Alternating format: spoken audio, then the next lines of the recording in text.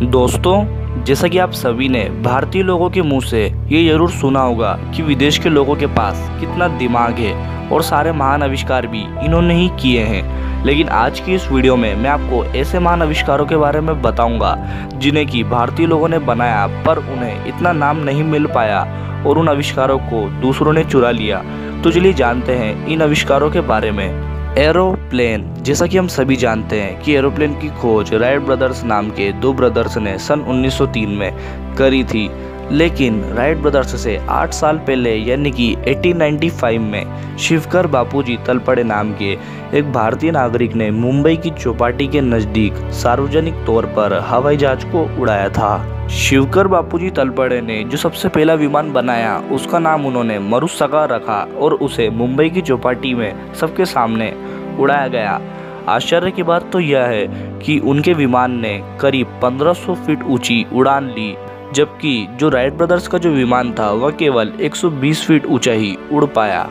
बाद में बापूजी तलपड़े की पत्नी का निधन हो गया तो उन्होंने इस दिशा में काम करना बंद कर दिया। 17 दिसंबर 1918 को उनकी भी मृत्यु हो गई, जिसके बाद आविष्कारी संबंधी कागज और सामान उनके परिजनों ने अंग्रेजों को बेच दिया, जिससे उनके नाम के साथ वह आविष्कार भी इतिहास में दफन हो गया। इस विषय पर हालांकि एक फिल्म भी बनी है जिसका नाम है हवाई जहाज। यह फिल्म बहुत हद तक सच को सामने लाने में सफल रही और मेरे हिसाब से आप सभी को ये फिल्म एक बार तो जरूर देखनी चाहिए। इस सब के बीच विशेष ध्यान देने वाली बात तो यह है कि शिवकर बापूजी तलपड़े ने हवाई जहाज वेद का अध्ययन करके बनाया। इससे यह सिद्ध होता है कि विमान बनाने की विधि भारत के पास हजारों साल पहले ही थी। जैसा कि आप सभी जानते हैं कि रामायण में पुष्पक विमान था और भारतीय संत अगस्त और भारद्वाज ने ईसा पूर्व ही विमान बनाने की तकनीक का विकास कर लिया था। इन ऋषियों के द्वारा रचित श्लोकों में विमान संबंधित विधियों का उल्लेख किया है।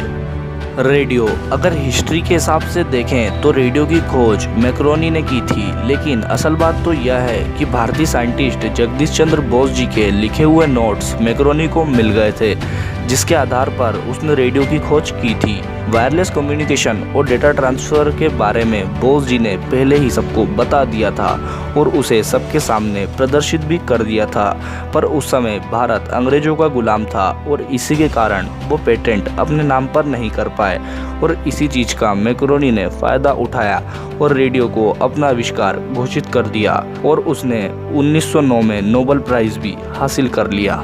बिजली का आविष्कार। हाँ, यह बात सही है कि बिजली का आविष्कार थॉमस अल्वा एडिसन ने किया था और अल्टरनेट करंट का आविष्कार सर निकोला टेस्ला ने किया था, लेकिन एडिसन ने उनकी किताब में कहा था कि वो संस्कृत का एक श्लोक पढ़ते पढ़ते सो गए और फिर उन्हें सपने में उस श्लोक का मतलब समझ आ गया और इसी वजह से वो इलेक्ट्रिसिटी बना पाए। महर्षि अगस्त ने अगस्त संहिता नामक ग्रंथ में बिजली के उत्पादन के बारे में एक पंक्ति लिखी थी, जिसमें उन्होंने लिखा था कि मिट्टी के एक घड़े में कॉपर और कॉपर सल्फेट डालने के बाद उनके बीच में वेट रोड्स लगाएं और फिर उनके ऊपर जिंक एंड मर्क्यूरी डालें और फिर तारों को मिलाने के बाद इलेक्ट्रिसिटी जनरेट होगी। पहिया।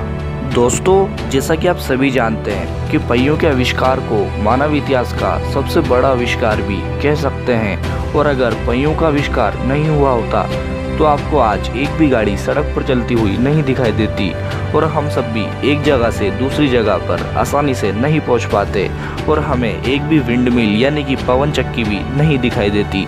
और इतिहास के हिसाब से पहियों का आविष्कार इराक में हुआ था, पर भारत की रामायण और महाभारत में तो रथों में पहिए कभी से ही लगाए जा रहे हैं। मतलब कि हमने पहियों का आविष्कार लाखों साल पहले ही कर लिया था और दुनिया की सबसे प्राचीन सभ्यता सिंधु सभ्यता में भी हथगाड़ी मिली थी। यह हथगाड़ी इस बात का संकेत देती है कि हमने पहियों का आविष्कार हजारों साल पहले ही कर लिया था। Plastic surgery. आप सभी को लगता है ना कि प्लास्टिक सर्जरी मॉडर्न टेक्नोलॉजी की वजह से आई है, लेकिन मैं आपको बता दूं कि 3000 साल पहले इसका निर्माण महर्षि सुश्रुत ने किया था। युद्ध में घायल हुए सैनिकों के शरीर को महर्षि और उनके साथी प्लास्टिक सर्जरी द्वारा ठीक कर देते थे। पथरी, मोतीबिंदु और नकली अंग लगाना, इन सभी के सिद्धांत भी उन्होंने ही अपनी बुक में लिखे थे। अगर इस हिसाब से देखें तो भारत में मॉडर्न टेक्नोलॉजी की खोज हजारों साल पहले ही हो गई थी।